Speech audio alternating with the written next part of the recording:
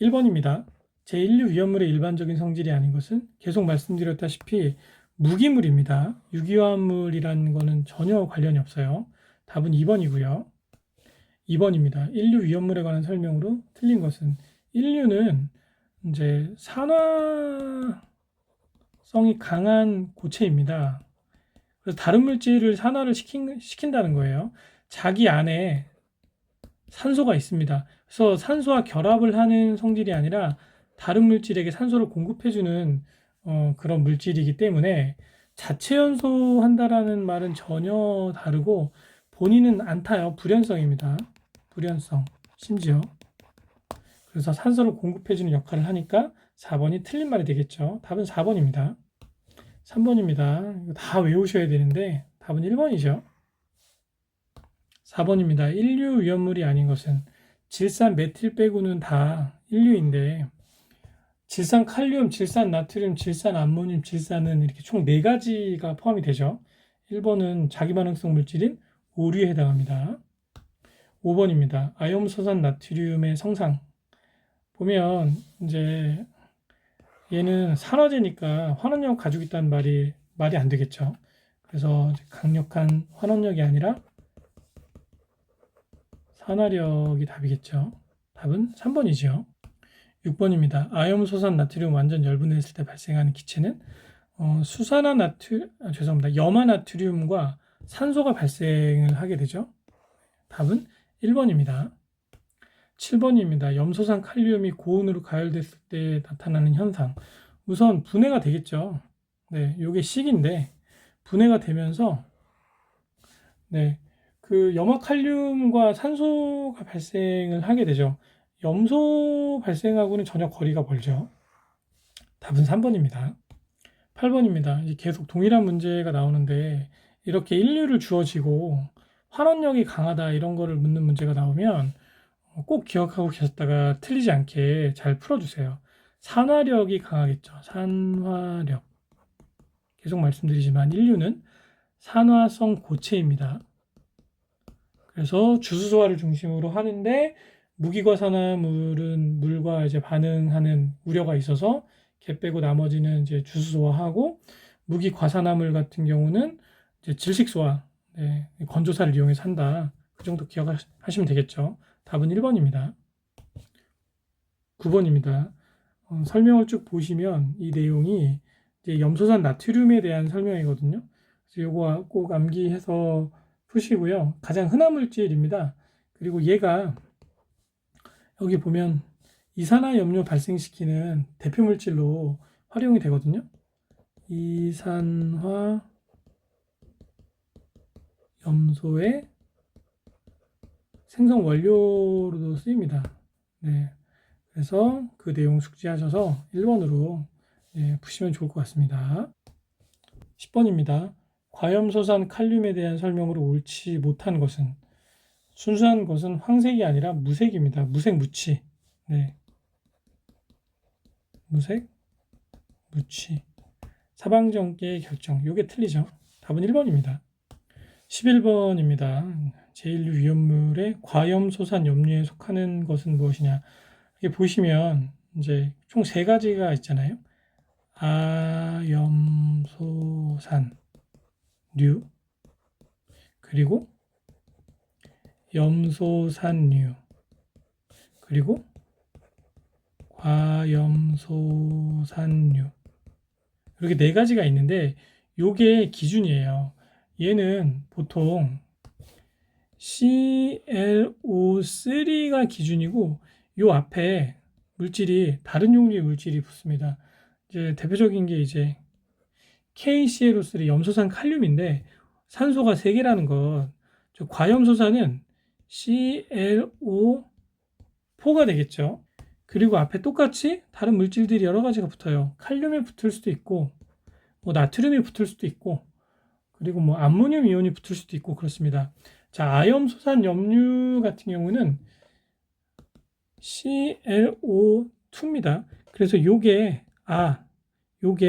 그냥 보통 요게 4개니까 과가 되는 거죠. 그리고 얘가 기준, 얘는 하나 더 많은 과 이렇게 되겠죠. 그래서 아염소산 염류도 앞에 붙는 물질이 뭐 이제 나트륨이 붙느냐, 뭐 칼륨이 붙느냐, 그런 것에 따라서 이렇게 구별해서 쓸 수 있는 거예요.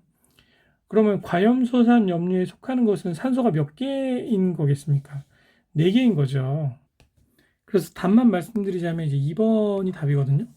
네. 이게 지금 I가 아니라 L인데, 네, 좀, 그, 오탈자가 좀 난 것 같습니다. 다음번에 제가 수정을 할게요. 얘는, 예, 잘못하면 이게 1류로 착각할 수 있는데, 얘는 6류입니다. 그래서 과염소산 염류가 1류고, 과염소산 자체는 6류다. 요거를 구별하셔야 이 문제를 좀 풀 수 있겠죠. 답은 2번입니다. 12번 과산화칼륨에 대한 설명으로 옳지 않은 것은 그 반응식 책에 나오는데 물과 반응했을 때 수소가 아니라 산소를 발생을 시킵니다. 그래서 물과 반응성이 매우 강하다. 답은 3번이죠. 13번입니다.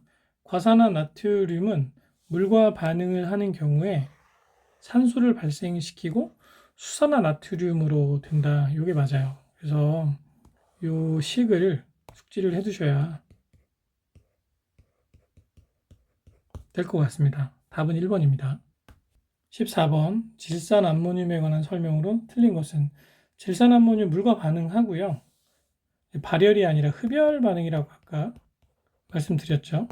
그리고 가스는 발생하지 않는다. 답은 4번이죠. 15번입니다. 질산암모늄이 가열 분해하여 폭발되었을 때 발생하는 물질이 아닌 것은 아래의 식을 보면 이제 질소가스, 산소, 물 이렇게 생성이 되고요. 질산암모늄이 폭약 원료예요. 그래서 이 폭약의 제조 원료로도 쓰이거든요. 또한 이제 흡습성, 뭐 조회성 이런 것도 있으니까 네, 흡습성, 조회성 이런 특징이 있으니까 같이 암기를 해두시면 좋을 것 같아요. 답은 4번입니다. 16번입니다. 질산염류의 일반적인 성질에 대한 설명으로 옳은 것은 보통 인류가 대충 물에 다 잘 녹습니다. 물에 잘 안 녹는 물질이 그 과염소산 칼륨이랑 그리고 이제 무기과산화물은 물에 다 녹습니다. 물에 안 녹는다기보다 얘네들은 물하고 반응을 하죠. 그래서 폭발하기 때문에 절대 물이랑 섞으면 안 되죠. 그래서 실제적으로 물과 반응을 하지 않는 물질 제외하고는 이 과염소산 칼륨 빼고 모든 인류는 다 물에 잘 녹아요. 그래서 인류는 기본적으로 물에 잘 녹는다 이렇게 암기하시면 되고 얘하고 얘는 수용성이 아니다. 요거는 폭발한다. 네. 그 정도를 같이 공부하시면 어떨까 싶습니다. 답은 2번이지요. 17번입니다. 네, 인류인데 흑색 화약 나오면은 이거 질산칼륨 이렇게 그냥 암기하세요. 답은 4번입니다. 18번입니다. 질산칼륨의 특징에 대해서 나왔죠. 이거 책에 있으니까 그 특징 보고 숙지하시고요. 네, 흑색 화약 계속 나온다고 했죠. 그래서 답은 2번입니다.